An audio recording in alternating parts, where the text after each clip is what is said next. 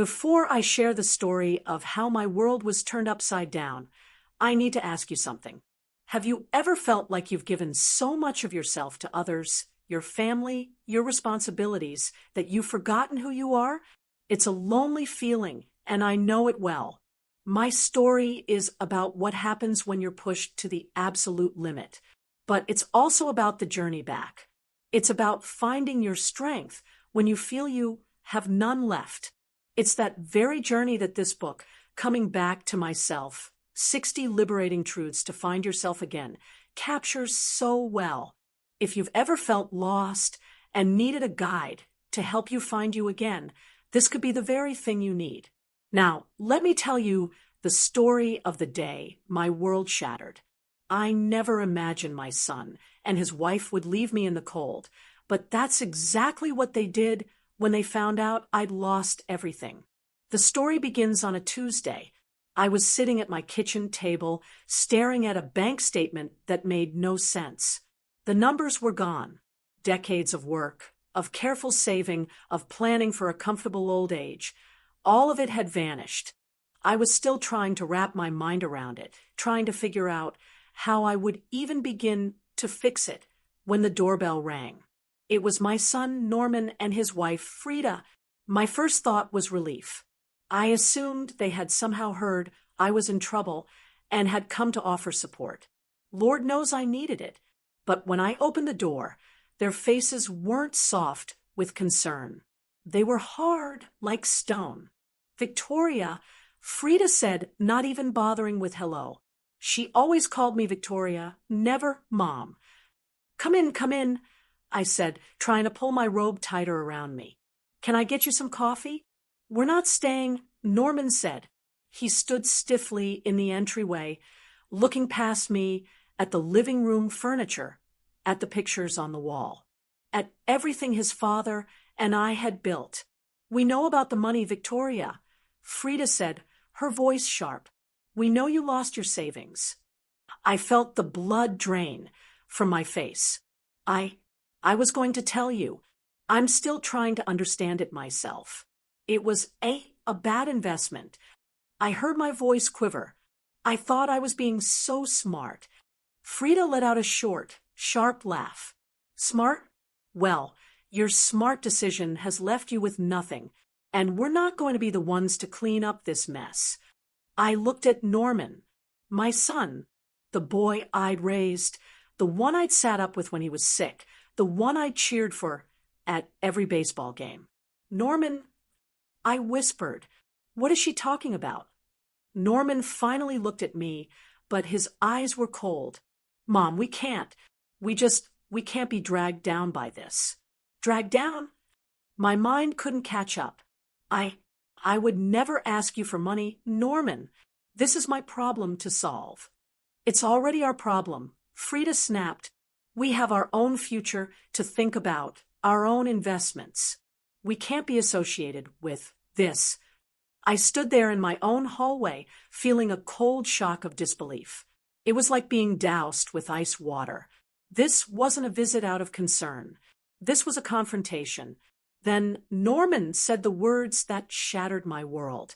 Mom, we want you out of the house.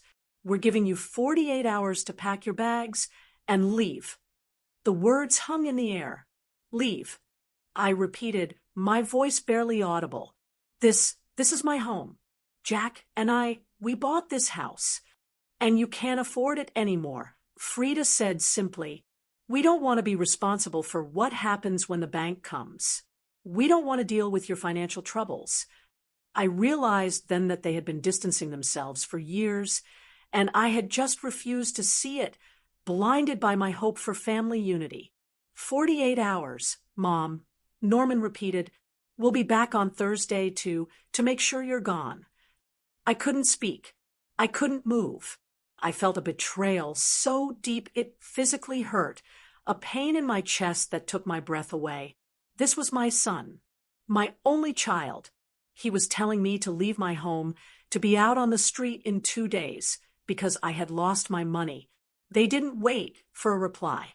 They just turned and walked out, closing the door behind them with a quiet, final click. I stood there in the silence, the echo of their ultimatum filling the room. It was more than just the shock. It was a terrifying, hollow confusion. I had just lost every penny I had to my name, and now I was learning that I had lost more than just money. I'd lost my family, too. This wasn't just a setback. This was the start of a new, painful chapter, and I had no idea what to do next. I don't know how long I stood there in the hallway after the door closed. It could have been minutes or an hour. My legs finally gave out, and I sort of sank onto the little bench by the door, the one my late husband, Jack, had bought at a flea market 30 years ago. My hand was trembling as I reached out and touched the wood. Jack. Oh, Jack. What would he have said? He was always my rock. We built this life from nothing. We bought this house when Norman was just a toddler, and we poured every spare cent and every weekend into making it a home.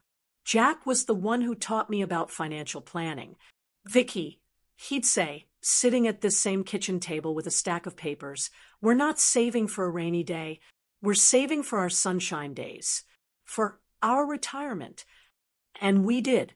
We worked hard, both of us. We didn't take fancy vacations. We drove our cars until the wheels practically fell off. We did it all for our future and for Norman. I looked down the hall toward Norman's old room. I could still see him as a little boy, running down that hallway in his pajamas. We gave him everything we could. We paid for his college, helped him with the down payment on his first house, the house he and Frida live in now. We did it gladly. That's what family does. I had so many dreams about growing old in this house. I pictured Christmases with grandkids running around the tree, Sunday dinners where the house was loud and full of laughter. I pictured a comfortable, peaceful retirement, surrounded by my family. That's all I ever wanted. After Jack passed away, I was heartbroken, but I wasn't scared. Not about my future. Anyway, I took over the finances, just like he'd taught me. I was confident. I had our savings. I had the house. I felt secure. I thought I had weathered the worst storm of my life when I lost him, and I'd come out the other side, still standing. I was proud of that. I was proud that I was handling things on my own. I thought I had done everything right. I had worked hard. I had saved. I had invested in my future. I felt secure in the life we had built together. I thought, at my age, that the hard part was over. Sitting there on that bench, the silence of the house felt deafening. All those years of sacrifice, all that planning, all that confidence, it all felt like a joke. The life I'd been so sure of, the stable foundation I thought I was standing on, had just crumbled to dust in a matter of minutes. And the part that hurt the most, the part one couldn't wrap my head around, was that the final push came from my own son. The boy I'd raised in this very house. The boy Jack, and I had saved everything for. He was the one who, with just a few cold words, had taken away the last bit of security I had left. My home. I finally pulled myself up from that bench and walked into the kitchen. My hands were still shaking, so I gripped the counter. How did it come to this? It wasn't just one thing. It was a slow drip that I hadn't even noticed until the flood. After Jack died, I was so determined to prove, to myself mostly, that I could handle things. I was proud of taking charge of my finances. I'd managed our accounts for years, but he was always there to double-check. Now, it was just me. I felt I could weather any storm. About 6 months ago, I got an email about an investment opportunity. It looked so professional, so official. It talked about exclusive funds for seniors and guaranteed high returns.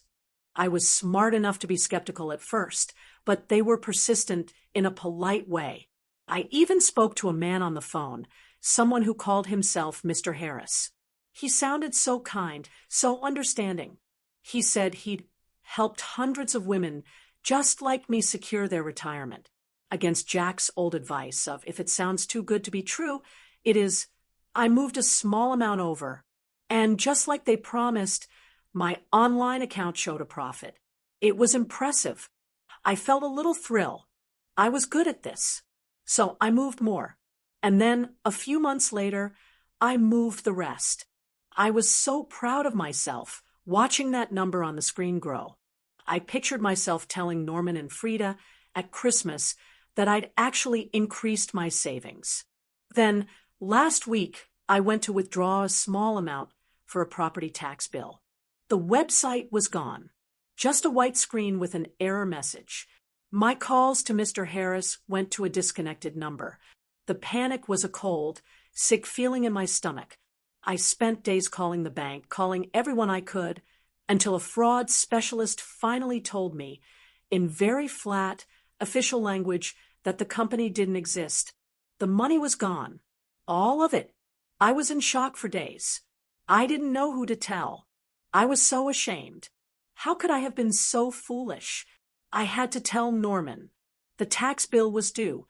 I called him, my voice breaking, and explained what happened. I wasn't even asking for money. I think I was just scared, and I wanted my son. There was a long, cold silence on the other end of the line. I'll never forget it. There was no, "Oh, Mom, that's terrible." No, "Are you okay?" Just, "How much?" I told him. And then Frida got on the line. Her voice was like ice. "You did what?" "Victoria, how could you be so stupid?" I was so heartbroken by their reaction. They weren't worried about me. They were worried about themselves, about how this would inconvenience them, or what it meant for their inheritance. Looking back, I don't know why I was surprised. They've been distancing themselves for years. The holidays became short, obligatory visits. The phone calls were quick, with Frida always rushing Norman off the phone in the background. But I was blinded by what I wanted. I wanted that happy family I dreamed of. I wanted to believe my son still needed me. I kept making excuses for them, telling myself they were just busy with their own lives. Now, standing in my kitchen with their 48-hour ultimatum ringing in my ears, I finally saw the truth. They hadn't just distanced themselves. They were gone. And they had been gone for a very long time. I just hadn't been willing to see it. I finally sank into one of the kitchen chairs, the one with the slightly wobbly leg that Jack always meant to fix. The house was so quiet. It was just me and the ticking of the 48-hour clock Norman and Frida had started. I sat there in the dark for a long time. I didn't turn on any lights. What was the point? My eyes traced the familiar shapes of the room. The cookie jar on the counter. The faded curtains we'd picked out together. This house, it wasn't just walls and a roof. It was my whole life. It was 40 years of memories. This was the kitchen where I'd taught Norman to bake cookies, getting flour all over the floor. This was the living room where Jack and I had danced to our old records on our 25th anniversary. I looked over at his empty armchair. "Oh, Jack," I whispered into the darkness. "What do I do? You were always my rock. You always knew what to do. And now I have no one." The tears finally came. It wasn't a gentle crying. It was a deep body-shaking sob that I couldn't control. I put my head down on the cold kitchen table and just wept. I cried for Jack. I cried for the money I'd been so foolish to lose. But mostly I cried for my son. I cried for the little boy I adored. And I cried for the cold, hard man who had just stood in my hallway and kicked me out of my own home. How does a mother's love lead to this? Where did I go wrong? You spend your entire life sacrificing, giving every piece of yourself to your child. And for what? To be told to pack your bags when you're at your lowest? I felt the full weight of it all. I was old, I was broke, and I was completely, terrifyingly alone. I must have cried for an hour. When the tears finally stopped, I was just empty. I felt hollowed out. I lifted my head and caught my reflection in the dark glass of the kitchen window. I saw a frightened old woman with red, puffy eyes. And then something else rose up. It wasn't hope. It was anger. A slow, burning anger that started deep in my chest. How dare they? How dare they treat me like this? Like I was a piece of trash to be thrown out. Like my 40 years in this home, my entire life as a mother, meant nothing. I thought of Frida's smug, cold face. I thought of Norman, my own son, unable to even look me in the eye as he destroyed my life. I am more than my bank account. I am more than their burden. I lost my husband. I buried the love of my life. I survived that. It was the hardest thing I'd ever done, but I got up every day. I kept going. I thought back to my own mother. She was a tough woman. She used to say, "You can let it break you," or "You can let it make you." I sat up straighter in the chair. This might be a terrible, painful setback, but it doesn't define me. I am Victoria, and I am not done. This wasn't a plan. I still had no idea where I was going to go in 48 hours. I had no money. I had nothing. But in that moment, in the darkest part of the night, I made a decision. I would not let them break me. I would not let them have the satisfaction of seeing me crumble. This might be the end of my life, as I knew it. But it wasn't the end of me. That little bit of anger felt good, but it didn't solve my problem. The clock was ticking. It was now well past midnight, and in 36 hours, I would be homeless. I was still sitting in the dark, my mind racing. I couldn't stay here. But where could I go? A shelter? A motel? I had no money. I couldn't even afford a bus ticket. My anger was a spark, but it wasn't a fire. I needed help. I needed someone. I scrolled through the contacts on my old phone. Most were just numbers, acquaintances. I had no family left to call. And then I saw her name, Ruth. Ruth was an old friend from my church. We weren't as close as we used to be, just a hello on Sundays, but she was a kind, solid woman. A widow like me, she'd understand. My fingers trembled as I pressed the call button. It was so late, but I was desperate. I felt sick with shame. I'd always been the one who had it together, the one who helped with the church bake sales, not the one who needed a handout. The phone rang 3 times, and I was about to hang up when I heard her sleepy voice. "Hello, Ruth? It's Victoria. I'm so sorry to call this late." "Victoria? Goodness, what's wrong? Are you all right?" And just like that, the anger I'd been holding on to crumbled, and I broke down again. The words came tumbling out of me. I told her everything about the investment scam, about how I'd lost every penny. And then, my voice dropping to a whisper, I told her what Norman and Frida had done. I told her I had 48 hours to get out. I expected her to be shocked. I expected her to say, "Oh, Victoria, how could you?" But she didn't. She just listened. There was a long pause on the line when I finished, and I thought for a second she'd hung up. Then she said in the firmest, kindest voice I'd ever heard, "Victoria, you listen to me. Your worth is not defined by the money you lost, and it sure as heck is not defined by the way those ungrateful children treated you. You are a good woman, and you are not alone in this." I hadn't even realized I was holding my breath. I let it out in a gasp. "Now, here's what we're going to do," Ruth said, all business. "I have a spare bedroom. The kids haven't used it in years. It's small, but it's warm and it's clean. You're going to pack a bag, and you're going to come stay with me for as long as you need." "Ruth, I can't ask you to do that." I stammered. "You're not asking. I'm telling," she said. "This isn't the end, Victoria. Maybe this is the chance you need to start over. A life away from that house. and away from them. We talked for a few more minutes, and she told me to come over first thing in the morning. When I hung up the phone, the kitchen was still dark, but it didn't feel as cold. I was still scared. I was still heartbroken, but I wasn't alone anymore. For the first time, I started to consider a life beyond this house, a life beyond the family that had thrown me away. Ruth's offer wasn't just a room, it was a foothold. It was the first step on a new path. When the sun came up, I felt exhausted, but I also had a purpose. I had a place to go.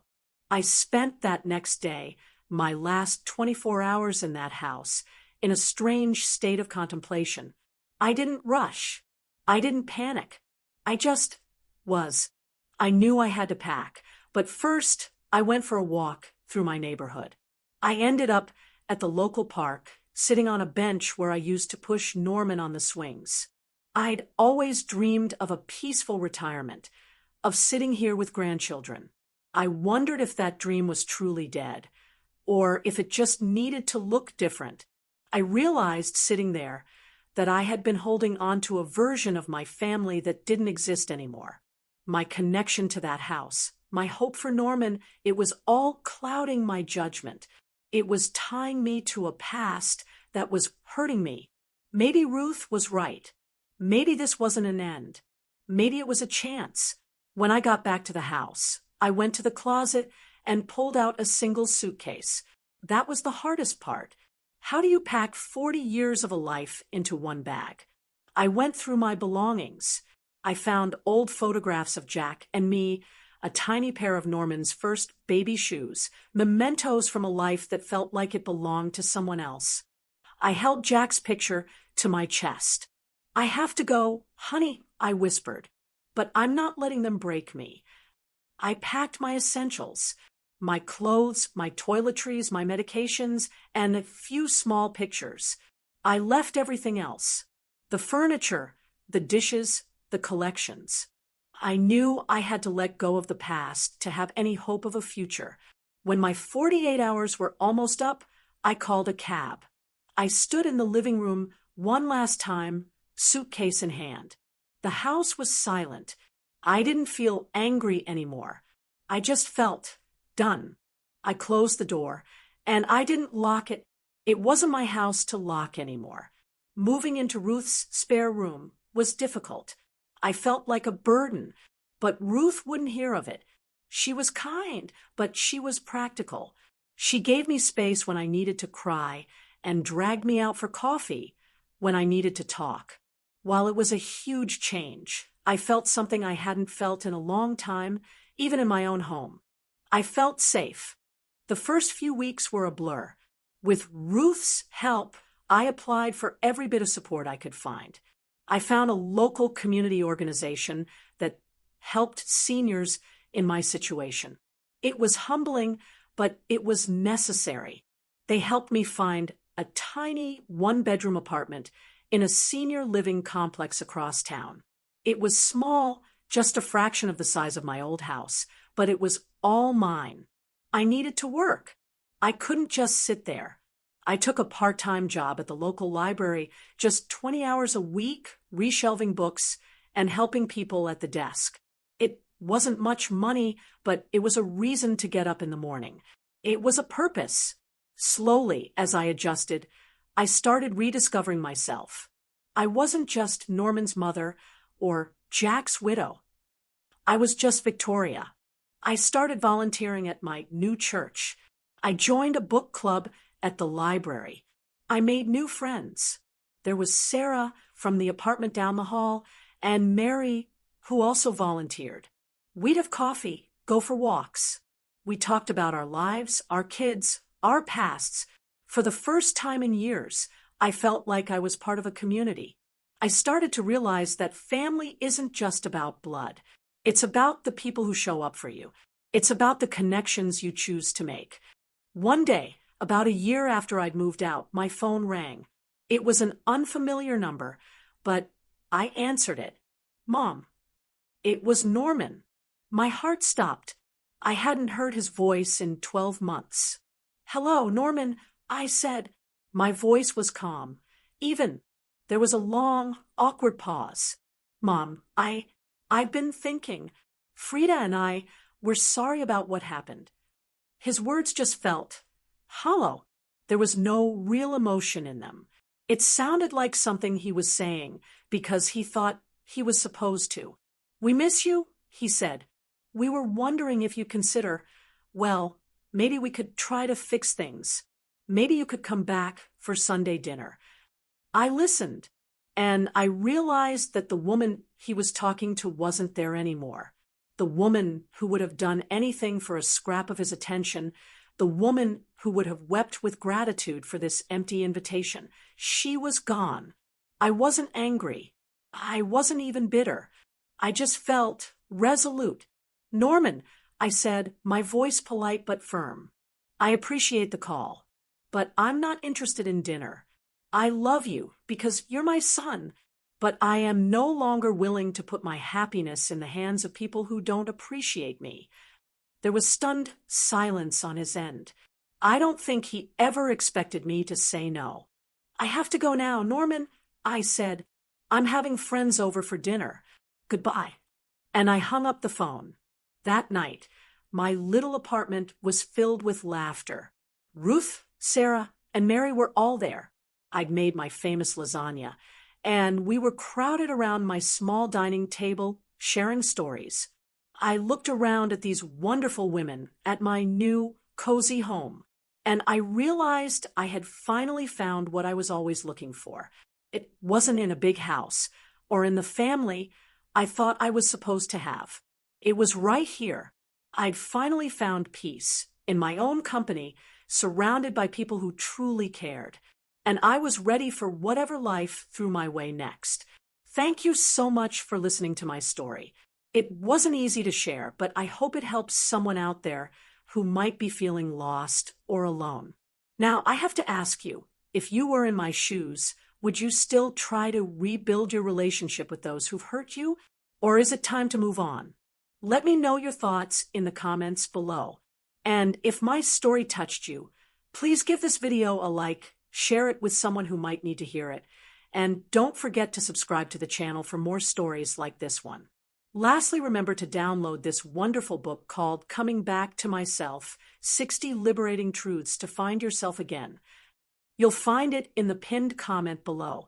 Now, if you like this story, go ahead and click on the next video appearing on your screen, because in it is a story of betrayal and revolt like you've never seen before on Her Kindle Stories. Thank you for being here.